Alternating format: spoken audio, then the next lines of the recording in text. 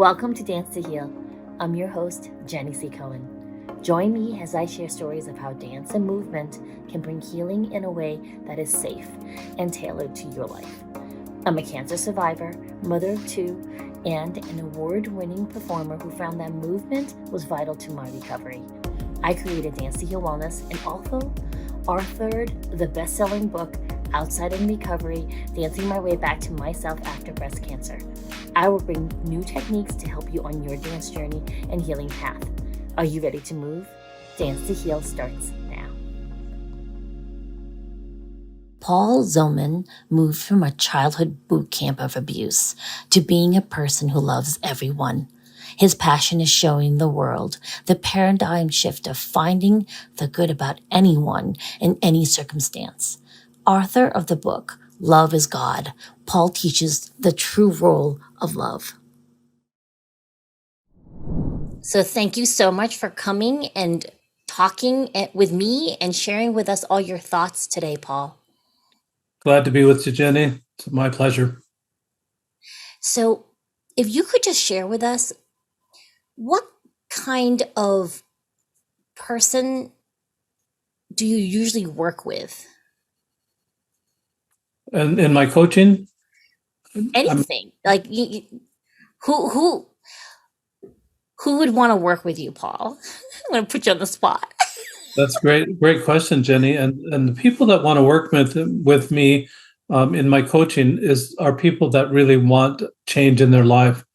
They're not people that don't want change. They're not people that have been forced into it by maybe an intervention with the family. It's not that type of person. Really, it's people that actually want to change and want to have a better love life. Those are the people that are interested to work with me. I love that there's a choice to work with you versus, like you said, an intervention. Mm-hmm. Right? That's been the key to a lot of ways of healing even. And what exactly is your story, Paul? I was raised in a family of abuse, Jenny, and it was just a kind of an angry household.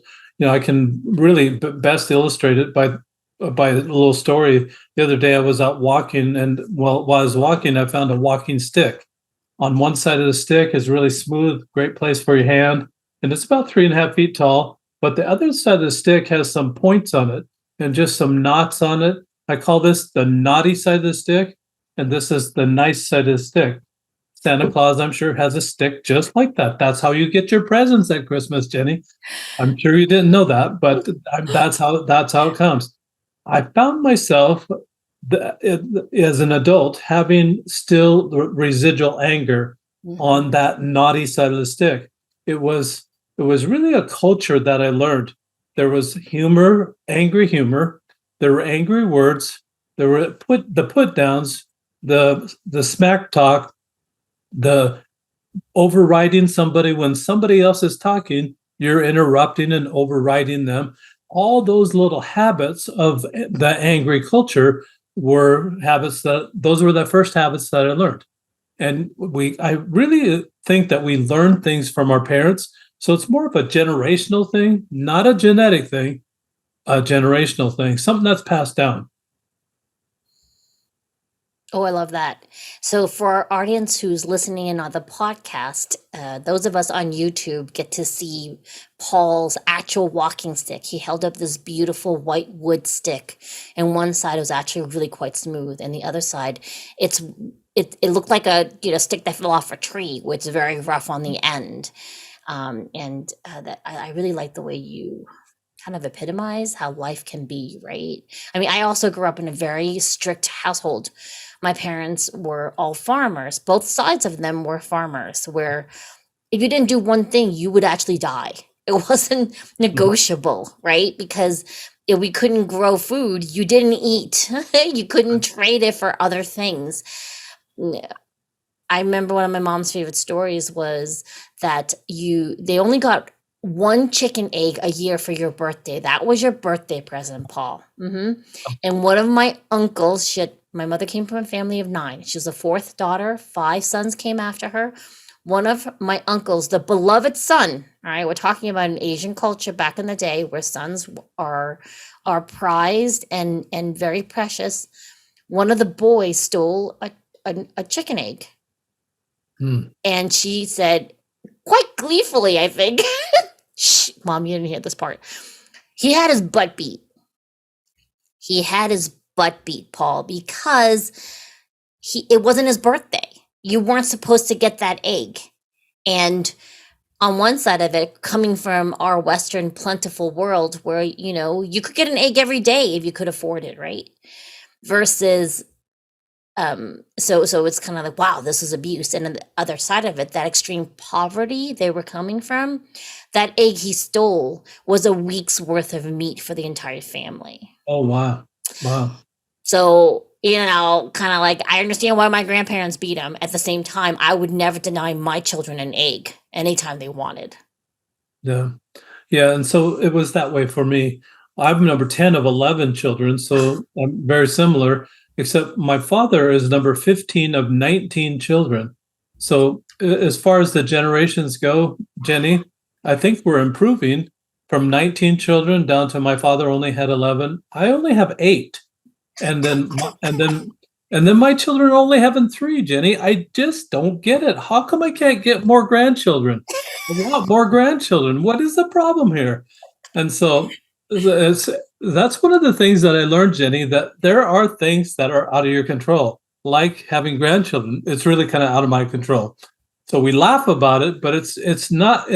It's funny, but it's not that funny, because what I realized when I was angry is that I was moving over into somebody else's lane, trying to make decisions for them, and then I'd be annoyed if they didn't take my suggestions or my telling them what to do. If they didn't do that, it was annoying to me. And so what happened, and what was prevalent in my family, is we'd stack annoyance on top of annoyance, on top of annoyance, on top of annoyance, until there was a flash. And then you just have this burst of anger, and then you tamp back down, and then you started the process all over again, getting annoyed until you're angry again. And that was kind of the process in the family. I realized at age 35 that I was blaming my father for all that type of awkwardness, that when you flash in public, it's like someone having an accident in the swimming pool. Yeah. Everybody scatters. It wasn't me, it wasn't me, it wasn't me. And it just really, you repel people in those circumstances. And it happened in the family, it happened in public. I didn't want to do that anymore. That was my verbiage too, that I said, I don't want to be angry. It's kind of a double negative where you multiply 2 negative numbers together, they become positive. It doesn't work in relationships. It only works in math. And it's really interesting that that it took me until age 35 to realize, oh, I'm responsible for my own actions. My father was already gone. He had already passed away 7 years before that time.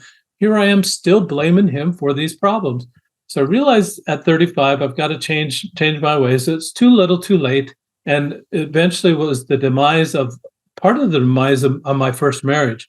After 23 and a half years and 8 children, that we just separated. What happened then, Jenny, was interesting. I had primary custody of the 5 remaining children in the home. On my weekends off, where she had the children, I would make up a destination date. I'd find someone online. They'd be in a different city, I'd be in a different city. We'd pick a city to meet in. We'd have a date, and then we'd go back home. I called that destination dating, and I did it for about 1.5 years. So I went to Jacksonville, Florida, Daytona Beach, Florida, Atlanta, Georgia, Columbia, South Carolina, Charlotte, North Carolina, New York City, Kansas City, Salt Lake City, Phoenix, Las Vegas, Cabo San Lucas, a lot of other cities that I went to. I spent more than $10,000 just on this destination dating. And it's like the lyrics of that song, looking for love in all the wrong places. And I didn't find anything. So I thought I had a line on someone that I was interested in. I felt she was interested too. It didn't work out, but I was in Phoenix, ended up in Phoenix for this person. And at that time, my wife decided she was going to go back and live with her parents in California. So she said she wanted the children back after 3.5 years of not having primary custody of the children. She wanted them back. And so, realizing that they would have an opportunity to be with their grandparents, I never had that opportunity growing up. Being number 10 of 11, my grandparents were they were gone. I never met either one of my grandfathers, but and I met my grandmothers. I had one nice and one not so nice, one nice, one naughty, I guess. And I wanted my children to have that opportunity to just have some interaction with their grandparents. So I relinquished the primary custody to my ex-wife. Now I'm all alone in Phoenix. I get a call from my sister, my older sister. I'm sandwiched between two girls, so I'm a thorn between two roses. Older sister, younger sister, and then all the rest are boys. And so I get a call from this older sister, and she says, I have a neighbor that I want to introduce to you. My sister lives 7 hours away. I said, you know what? I just finished destination dating. I don't want to do that again. It didn't work out. She says, oh, come on. And I'm as number 10 of 11, you have to do what big sister says. So I said, all right, well, I'll email her. What kind of relationship, Jenny, can you develop with email? I thought it would be anything. But we started emailing and really turned a little bit interesting. I finally get bravery up enough after 4 or 5 exchanges of emails to ask her, well, how many husbands have you had? And she wrote back and said, counting the 5 that are buried in the backyard. And I thought that was hilarious. I thought, I've got a live one here. I've got somebody who's got some personality. Somebody's got a sense of humor. And so I started pursuing, this might be fun, I thought. So I started pursuing it a little bit more and then ended up moving up by my sister and dating this woman. And we became very close, became serious. Now it's time for Big Brother approval. So Big Brother lives 300 miles north, kind of where you're at. And that, when I got to my brother's house, we went in, and my sister-in-law immediately pulled her aside and said, the only emotion that the Zolman family learned growing up was anger. At first I said, denied it. Then it made me mad. And I thought, she really nailed it. We're still an angry group. We're still have that anger, that residual anger. And I decided then and there that if that's the perception of the Zolman family, I really needed to change that perception. I had an opportunity here to change that perception. So I started reading the color code, and then I started reading the 5 love languages. Really liked the principles of the 5 love languages. I didn't get it. Coming from the angry background that I came from, I did not get the principles. I liked the principles, but I didn't get the application of the love languages. You mean, Dr. Chapman, that if I guess what Jenny's love language is and cater to that, we're going to be buddies? I didn't come from love, but that doesn't sound like love either. And I'm a bad guesser. And I've been a bad guesser all my life, and that's why I'm having all these problems. So I'm blaming bad guessing on my problems again blaming. That didn't work for me. So the next thing that Dr. Chapman had for me, Jenny, was that, well, if I take this survey, I can find out what my love language is. Well, Dr. Chapman, what do I do with that? Advertise? Hello, Jenny. I'm Gifts. What do you have for me today? Oh, that's really awkward. I'm done with awkward. I've already been through awkward already. So that didn't work for me either. But I had an idea that as even as dysfunctional as our family was growing up, and with all the anger and everything, we liked playing games. And when we got together, it just kind of brought the family together. I thought, well, what if I could make this a game? So I contacted Dr. Chapman and asked him, are you licensing those little pictures, those little icons for each one of the love languages? And his attorney wrote me back and said, no, we're not doing that at this time. So I still like the idea. So I contacted an attorney I knew here in town. He's an intellectual property attorney, copyright attorney. And he said this: theory, like the love language theory, is not copyrightable. Application is. So how you use that theory is copyrightable. So what I did was I made my own icons, and then I put them on a cube. Nice. So here you see the cube. I've got for the listeners that can't see the cube, I've got two hands together forming into a heart.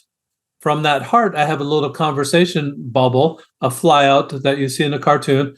That what that represents is the words from the heart. So this would be the love language of words. I'm turning the cube. Now I've got a hand that's holding an hourglass. That hourglass signifies time. So that would be the love language for time. I've got a hand holding a platter on the next side of the cube. That would signify service. Mm-hmm. A hand holding a gift, Nice. signifying gifts. And then the last love language, two hands touching one another for touch. 6 sides on the cube. The last side, I have a hand holding a question mark. That means surprise me. So I just named it surprise me. Jenny, there's just 2 instructions. You roll the cube every day. Whatever it lands on, that's the love language you practice giving away all day that day, all day to everybody. At the time I created this, I was single. I did not have a significant other like Dr. Chapman suggests, that you do this with your significant other. Mm-hmm. I didn't have the romantic association at the time. So I said, what the heck am I going to do? And I realized, oh, I can just love everybody. For me to make the change from anger and have a replacement behavior of love, this was perfect because all day long, I was loving everybody that I came in contact with, sending out that whatever love language I rolled. What happened, Jenny, is that I started noticing that people would light up. When I was practicing a specific love language, they would light up. When they light up, I realized, oh, that's probably their primary or secondary love language. Mm-hmm. So no longer do you have to pause the relationship. Excuse me. Could you just take a minute and take this survey so I can know how to love you? Mm-hmm. You don't have to do that awkward anymore. We're done with awkward. Just watch, use your observation skills. When they light up, that's what they like. Just take a mental note for that person. Just wash, rinse, repeat. Do that over and over again. As you're going through this over a 30-day period, you actually give away all 5 love languages so that you know them backward and forward. And the best part about that, Jenny, is that it gives you the eyes to see and the peripheral vision to see it when it comes your way so that you can respond appropriately. I love that.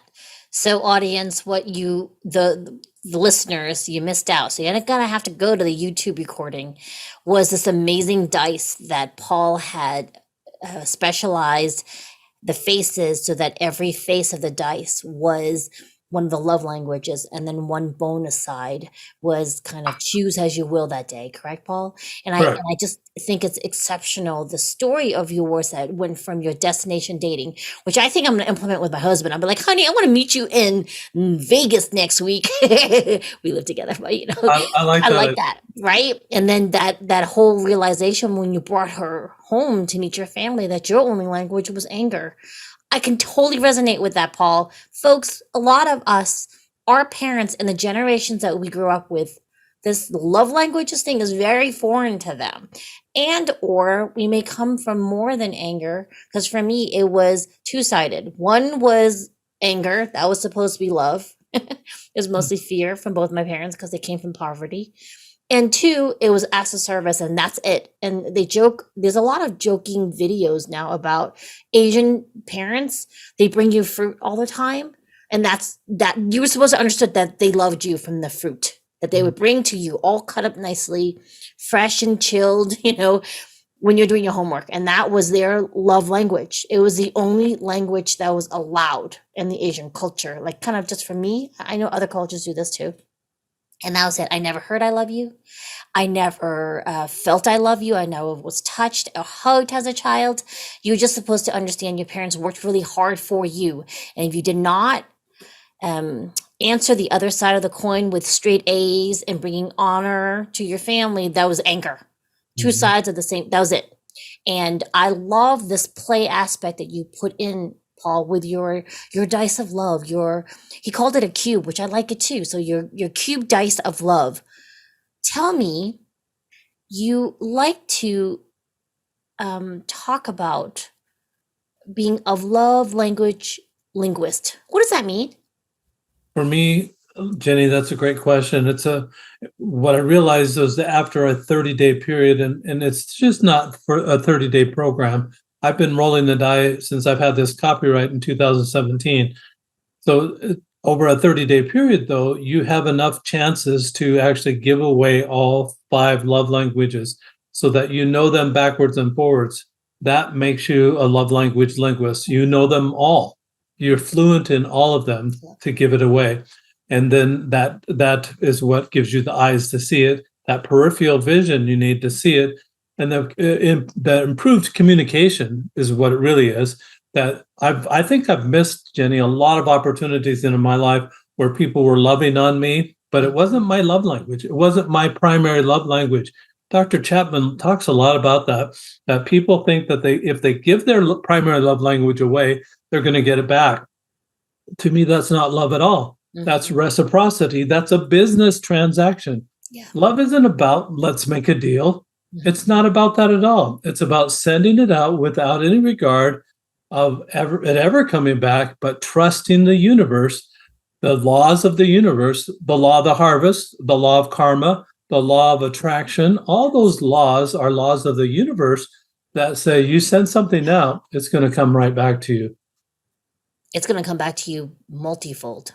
Absolutely. Right. I think I love this giving without expectation, and then it comes back more than you ever imagined, is what I'm hearing. Anger's the same way, but yes. You don't want that back multifold. No. So, well, I mean, look. Quit sending it out. No. Exactly. And it's a twist, right, on the wearing rose-colored glasses, Paul, because some people have memories and they refuse to look at how hard something really was, right?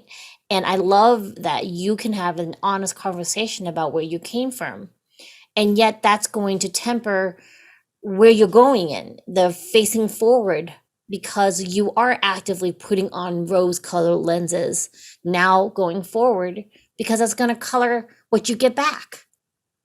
Yeah. Yes and no, Jenny. And I think that, let me clarify this just a little bit. I'm not really putting on rose-colored glasses because that kind of glosses over a lot. The whole idea of putting on rose-colored glasses glosses over the ideas that person has faults. I'm not discounting that everybody has faults. I'm understanding that, absolutely understanding that. But what the focus now is on what's right about that person. What can I love about that person? Genuine things that you can love. Be genuine about it. We're not putting those rose-colored glasses on to gloss over their mistakes. We're just focusing on what they do right and what's good about that person. Intrinsically, I think people are 80 to 90% all good. And that maybe that 10 to 20%, they've got faults and make mistakes and they're bad. And they might be bad, or they might be just really a lot more good. And maybe there's someone out there that's 51% good and 49% bad. They can focus on being good and enlarge that. I love the analogy of a magnifying glass, that whatever you magnify is going to grow. We, as a society and through the media, seem to focus on the negative. We focus on the faults of people. And that's a boomerang coming right back at you. And when it comes back down, as you throw it up in the sky, the gravity's going to increase the speed, and it's going to come back with a force that is going to be unbelievable. You don't want to catch that boomerang. You might take your hand off. And it's just something that you don't want, that anger in that capacity to come right back at you. So quit sending it out. That's all I'm saying. Focus, instead of what's wrong with that person, focus on what's right with that person. I found that when I focused on what's wrong with that person, that's what started those stair steps of annoyance that got me to the flashes of anger. Now, Jenny, what the process is, I focus on the kindness on top of kindness, on top of kindness, on top of kindness, that gets you to the higher levels of love. These are basic. 5 love languages is absolutely basic material. We should all know it. But if, as we stair step it, it'll get you to charity, it gets you to compassion, it gets you to forgiveness, intimacy, empathy, sympathy, all those higher laws of love. And there really are higher laws of love. You can't get there unless you are nice. If you think you're going to get forgiveness by insult, insult, insult, insult, you're wrong. It's not going to happen. It's by kindness, by kindness, by kindness, and then their hearts are softened. That's when you get to forgiveness. Oh, absolutely. And I think, Paul, what we could call those glasses instead of rose color is just love colored. You meet me there halfway. I think Perfect. the emphasis is the fact that we can focus on someone's shortcomings or choose the other side of it, which is in my neurolinguistic programming language is to chunk up. We look and pull back and look at that as a whole person doing their very best in their humanity, because you would want the same done for you. Perfect. Yeah. I love I that, think Jenny. that. I think that. I think this is the key. So what's the best way for them to get their hands on your dice? Best way is right through my website.